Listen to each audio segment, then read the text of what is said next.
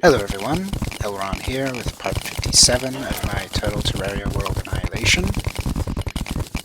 So, something noteworthy actually in the Terraria run that I noticed while reviewing what I voiceovered in the previous video is I got two web slingers within 15 feet of each other.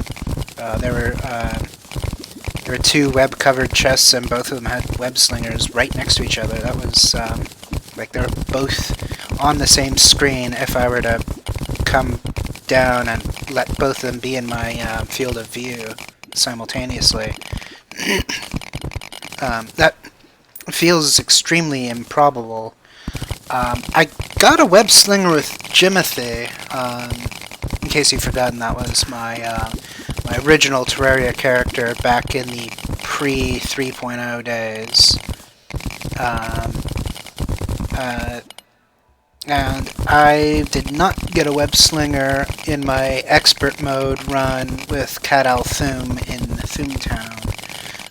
So you're not guaranteed one per game, that's for sure. And so getting two of them right next to each other seemed like an interesting statistical anomaly that was worth mentioning, but I was busy ranting about Shadows of Colossus or something silly like that. Cool. And I guess if you're wondering what's next on my docket after voicing over this cohort and starting the rendering process, is I'll actually be going back to Peace Walker for 15 minutes to basically remind myself of the wonky new control scheme that Peace Walker introduced. This is because I know that Ground Zeroes shares the same control scheme, while Peace Walker has a proper tutorial to get you into the swing of things with those controls. I know that Ground Zeroes does not. I remember trying to play it on Steam, manually configuring a controller to match what PlayStation/Xbox controllers would do. Having the control scheme side by side with the Logitech controller programming software. And when I finally went and started playing, none of it made any sense. I essentially went back to my 1, 2, 3, and 4 routes and tried to play it as if it was controlled the traditional way. And of course, that did not work at all, and I rage quit and decided that the game was stupid because they fucked up the controls beyond playability and failed to provide any real way to get accustomed to them. But, as I learned later, Peace Walker was the way to get accustomed to it.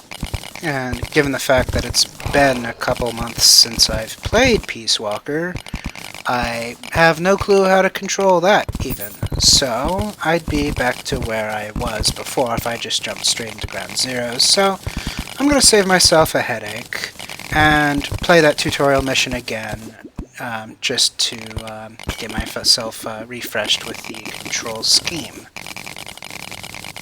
And then after that, I can enjoy Ground Zeroes knowing how to control the bloody thing. I'm not too sure what I'm going to do after that, though. I've got a feeling I'll do another cohort of this, either after that or at some point during it, depending on how large Ground Zeroes is. I remember people complaining that Ground Zeroes was a super short game compared to other Metal Gears, so it's possible that I might be just blitzkrieging through it. So, after doing at least one cohort, post Ground Zeroes.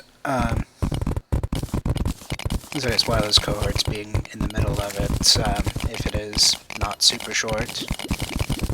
I'm not sure what my next move is. I either subject myself to hard mode Shadows of Colossus, which I should probably look up what the difference between normal mode and hard mode is, because there is a metric shit ton of trophies to be had if I can stomach hard mode, and I mean, normal mode was obnoxious enough as it is. I can't imagine it getting harder. I mean, I guess the only thing I could think of is you don't regain health, or something like that, so you have to do it all on one bar, which would be a royal pain in the ass for sure, because one of my cheese tactics was to find a spot where the Colossus could not hurt me, sit there for a minute and a half, and let my health replenish. Yeah, it's slow as molasses, sadly. Another one of the annoying facts. It's like, it'd be nice if the game could calculate that the Colossus physically could not hurt me in my location, and then essentially skip ahead to the point where I would be full health. But no, that would be way too convenient for Shadows of Colossus. Shadows of Colossus is meant to be obnoxious and not give you any perks.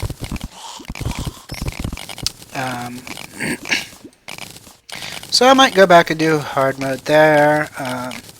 The person that's letting me borrow their PS3 has recommended Dark Souls. I'll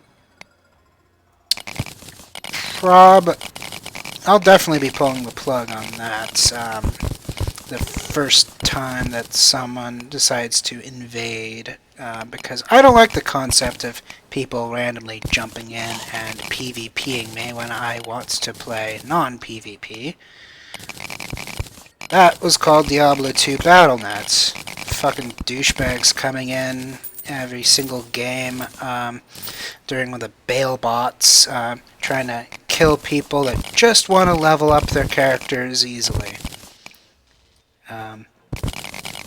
For people that don't know about Diablo 2 bail bots, the general idea of it was some hammered in would create a bot that repeatedly goes and plays the same thing over and over, and just increments a number after their game name tag.